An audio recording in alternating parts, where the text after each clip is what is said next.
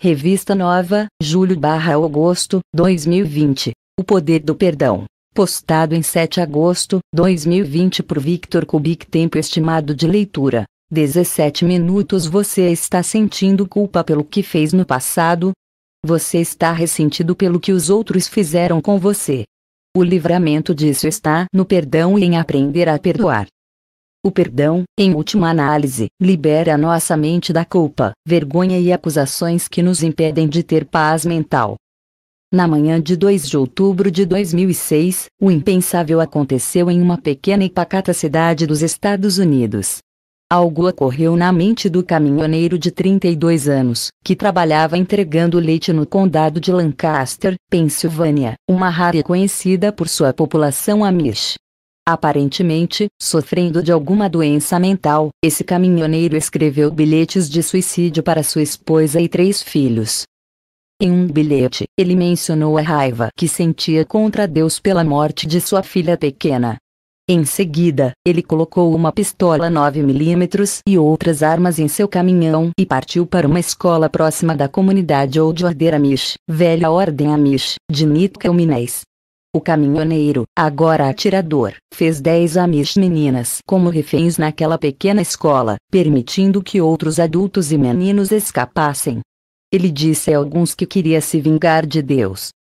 Então, aquela terrível situação se tornou apavorante.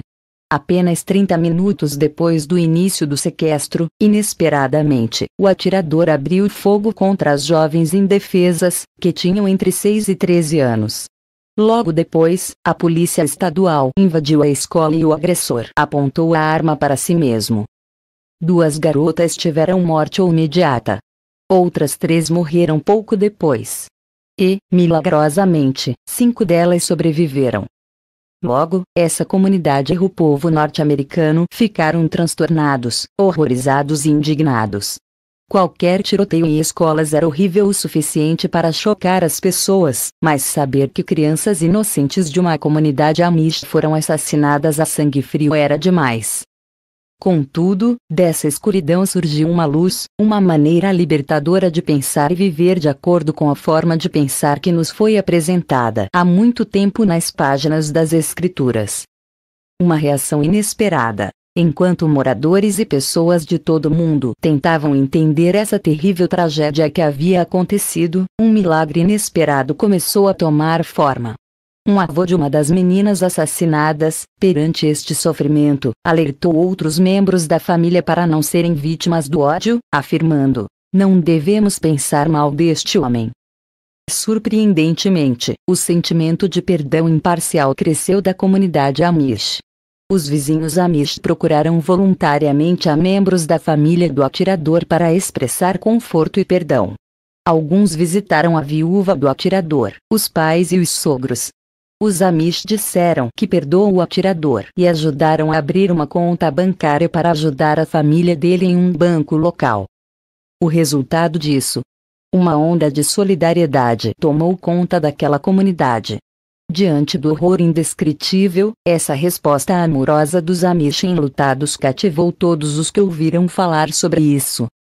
Em vez de focar nos horríveis detalhes do evento, os veículos de imprensa de todo o mundo publicaram 2.400 histórias sobre essa atitude de perdão, o legado de Nitkelminés. Perdoar primeiro, Ann Rogers, Jornal Pittsburgh Post-Gazette, 30 de setembro de 2007.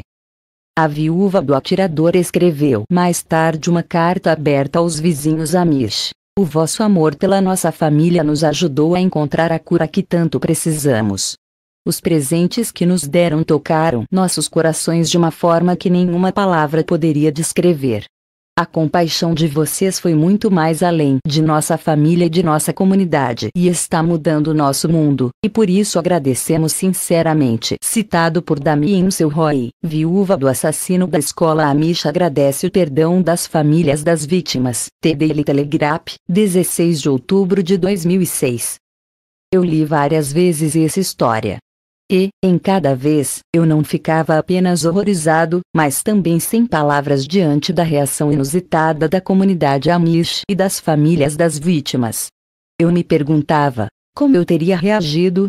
Será que eu poderia perdoar algo tão horroroso e irracional contra a vida de meus entes queridos? Esse nível de perdão está totalmente fora da esfera natural do comportamento e da reação humana. Porém, isso não é algo inédito.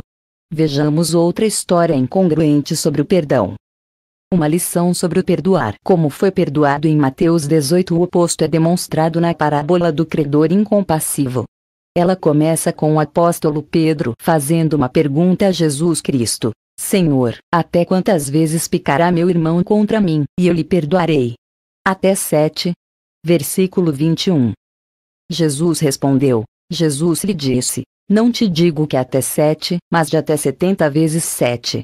Por isso, o reino dos céus pode comparar-se a certo rei que quis fazer contas com os seus servos. E, começando a fazer contas, foi-lhe apresentado um que lhe devia 10.000 talentos, uma fortuna. E, não tendo ele com que pagar, o seu senhor mandou que ele, e sua mulher, e seus filhos fossem vendidos, com tudo quanto tinha, para que a dívida se lhe pagasse. Então, aquele servo, prostrando-se, o reverenciava, dizendo: Senhor, sê generoso para comigo, e tudo te pagarei. Então, o senhor daquele servo, movido de íntima compaixão, soltou e perdoou-lhe a dívida. Saindo, porém, aquele servo encontrou um dos seus conservos que lhe devia 100 dinheiros, uma quantia considerável, mas nada comparado ao que lhe havia sido perdoado, e, lançando mão dele, sufocava-o, dizendo: Paga-me o que me deves. Então, o seu companheiro, prostrando-se a seus pés, rogava-lhe, dizendo: Sê generoso para comigo, e tudo te pagarei. Ele, porém, não quis. Antes, foi encerrá-lo na prisão, até que pagasse a dívida. Vendo, pois, os seus conservos o que acontecia, contristaram-se muito e foram declarar ao seu senhor tudo o que se passara. Então, o seu senhor, chamando-o à sua presença, disse-lhe: Servo malvado, perdoei-te toda aquela dívida, porque me suplicaste. Não devias tu, igualmente, ter compaixão do teu companheiro, como eu também tive misericórdia de ti? E, indignado, o seu senhor entregou aos atormentadores, até que pagasse tudo o que devia. Assim vos fará também meu Pai Celestial, se do coração não perdoardes, cada um a seu irmão, as suas ofensas. Versículos 22, 35. Esta é uma narrativa que aparentemente parece absurda, mas tem uma lição evidente. Nesse cenário, alguém recebeu o perdão de uma dívida milionária, mas não enxerga o significado nem a lição que deveria aprender disso. Após esse extraordinário perdão de dívida, essa pessoa encontra outra que lhe deve uma pequena quantia de dinheiro e exige que ele pague imediatamente. Quando aquele mestre benevolente que o perdoou descobre sobre seu comportamento avarento, ele retira sua bênção e exige que toda a dívida dele seja paga. Esta parábola nos ensina sobre o perdão e a compaixão. A lição aqui é sobre como devemos estender a mesma graça que recebemos àqueles que estão em débito conosco. A diferença entre as duas dívidas era desproporcional, assim como a diferença entre o que Deus nos perdoou e o que precisamos perdoar aos outros. O maior de todos os exemplos, e tem mais uma história que também desafia o raciocínio humano sobre o perdão. Antes de Jesus vir à Terra como um homem, ele era chamado de Verbo. No princípio, era o Verbo, e o Verbo estava com Deus, e o Verbo era Deus. João 1:1. Mais tarde, ele se tornou um ser humano, e o Verbo se fez carne e habitou entre nós. Versículo 14. Então, Jesus Cristo permitiu que o matassem. Podemos pensar que isso foi uma loucura. Por que ele iria querer se sujeitar a isso? Havia um grande propósito nisso tudo. Em Filipenses 2, o apóstolo Paulo explica que isso exemplificava o tipo de mentalidade que nós também devemos ter. Terça-feira. Tenham entre vocês o mesmo modo de pensar que Cristo Jesus tinha, disse Paulo. Versículo 5, BLH, observando que, embora sendo Deus, não considerou que o ser igual a Deus era algo a que devia apegar-se. Versículo 6, NVI. Em vez disso, Jesus, embora sendo Deus, não considerou que o ser igual a Deus era algo a que devia apegar-se. Versículos 7, 8, NVI. Uma enorme dívida nos foi perdoada, uma dívida que nunca poderíamos pagar. Nossa dívida pode ser paga somente com a nossa própria vida. No entanto, Jesus entrou em nossa vida e pagou essa dívida por nós. Nesse estado de graça com nosso Deus, será que não deveríamos ser capazes de perdoar algo menor os outros? Cristo era irrepreensível, perfeito e inocente. Ele nunca prejudicou ninguém.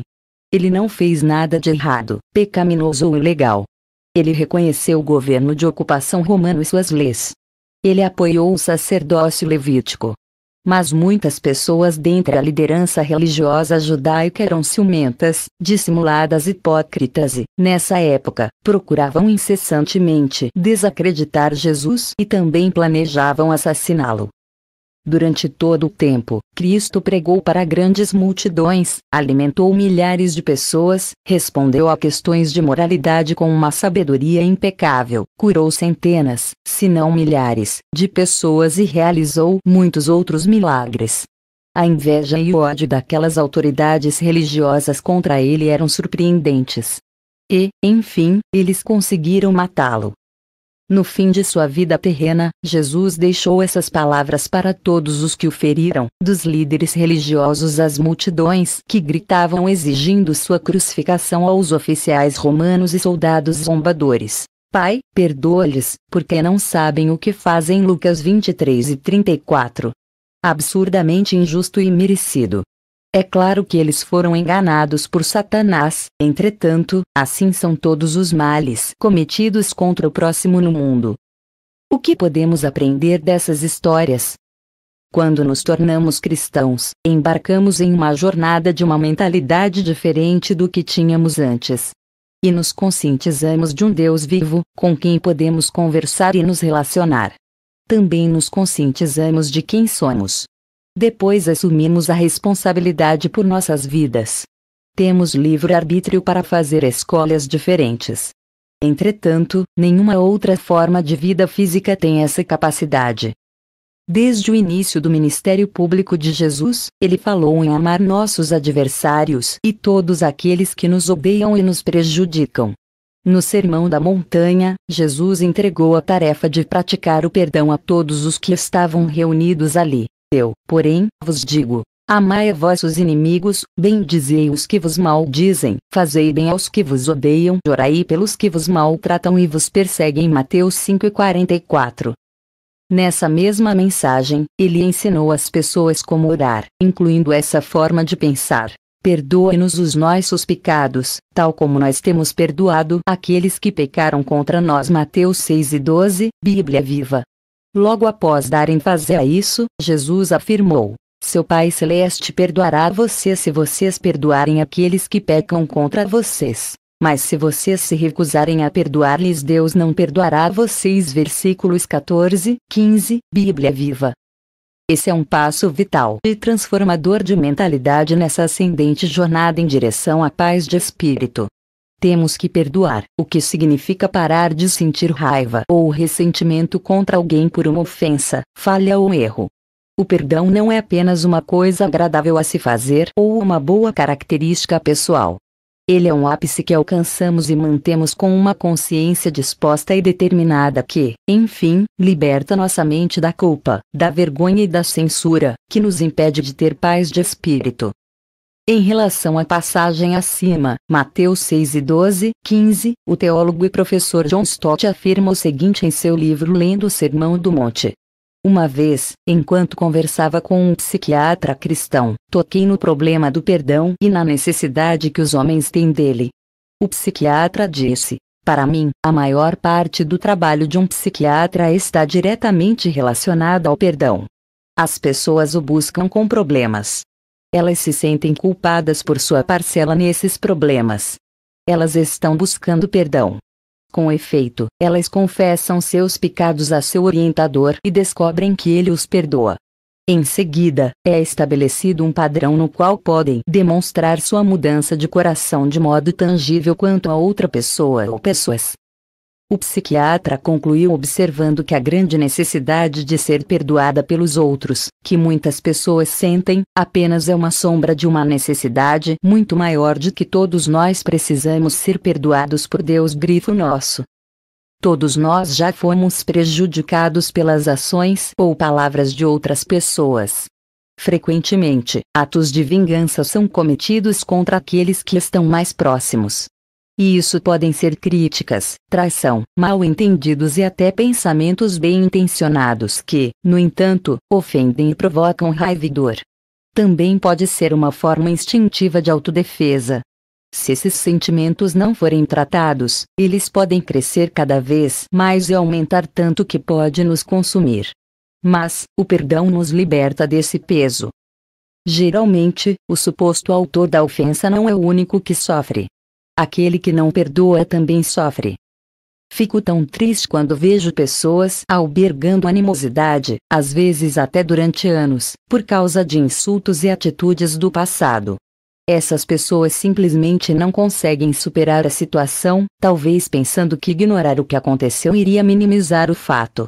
Na verdade, o perdão não ameniza o mal praticado, mas nos liberta das garras dos pensamentos de injustiça que consomem nossa alma. Um adendo de sabedoria. Nada neste artigo deve ser interpretado como recomendação de que uma pessoa permaneça em situação de abuso ou violência doméstica. Geralmente, essas situações aumentam o perigo para um cônjuge ou ambos os cônjuges. Se você ou alguém que você conhece estiver nessa situação, busque ajuda e afaste-se do perigo. Como nos diz Provérbios 27:12, o prudente antevê o perigo e toma precauções. Nova versão transformadora. Então, o que devemos fazer? A melhor atitude seria tentar conversar com o ofensor ou ofendido, mas, se não for possível, ainda podemos pedir a Deus que limpe nossa consciência para continuarmos a viver em paz. Jesus nos instruiu a orar pelo perdão de Deus e perdoar os outros em sua oração modelo, sugerindo que a oração é a melhor ferramenta para discutir com Deus qualquer dificuldade sobre essa situação. Diga a Deus como você se sente. Diga-lhe como você não quer se sentir. Peça-lhe que remova qualquer hostilidade, amargura, vingança e algum outro pensamento negativo de seu coração e que o ajude a encarar o mundo com um coração limpo. O fato de perdoar, abandonando o rancor, vai abrir a porta da paz de espírito e de relacionamentos mais saudáveis. O perdão é um componente vital para a nossa saúde física, mental, emocional e, especialmente, espiritual. Alguns povos têm rixas antigas e persistentes, que remontam a milênios, e várias gerações seguem lutando essa mesma luta infrutífera. Em um âmbito nacional, as pessoas simplesmente não conseguem perdoar os erros do passado, se é que ainda se lembram do motivo. Um desses casos é a infindável disputa entre árabes e judeus. Essa rixa, na verdade, remonta aos filhos de Abraão, Ismael e Isaque, ou seja, há quase 4.000 anos. A atitude de perdão vai muito além dos problemas de relacionamento com aqueles que nos rodeiam. Podemos estar presos pela culpa e pela vergonha por causa de nossos próprios pecados passados. Talvez tenhamos feito coisas terríveis ou fomos culpados de negligência no passado, e isso ainda nos incomoda. Talvez tenhamos sido negligentes com nosso casamento e filhos e nos sentimos culpados por anos a fio, sempre lembrando-nos da passagem em Tiago 4:17. Aquele, pois, que sabe fazer o bem e o não faz comete pecado. Algumas coisas que fizemos no passado não podem ser desfeitas ou corrigidas. Mas podemos ser perdoados e o pecado ser removido do histórico de nossas vidas. Nesses casos, o único e pleno caminho é através do perdão e da confiança nas promessas de Deus, comprometendo-se a viver de maneira correta e ajudando, da melhor forma possível, aqueles que prejudicamos. Buscar e conceder libertação. Talvez ainda sentimos calafrios pelo nosso passado.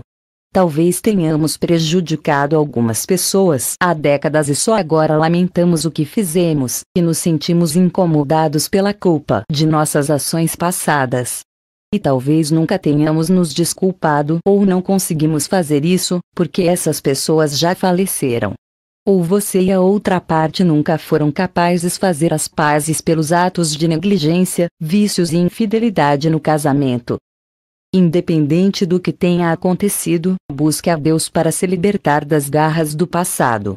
Se confessarmos os nossos pecados, Ele é fiel e justo para nos perdoar os pecados e nos purificar de toda a injustiça. 1 João 1:9.